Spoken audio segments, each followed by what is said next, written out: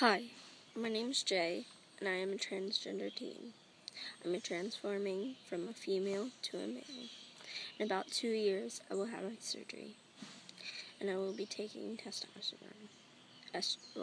Testosterone in order to lose my breasts, grow facial hair, and deepen my voice.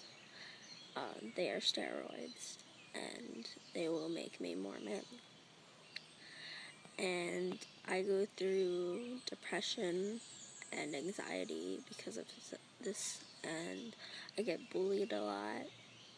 But my thing is, I want to stand up for the people out there who are transgendered and get bullied.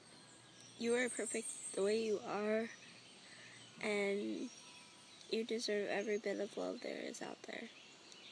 Don't let anybody change you, because the way you are is perfect.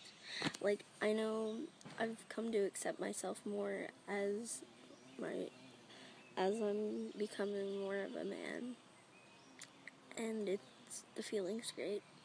Just be who you are.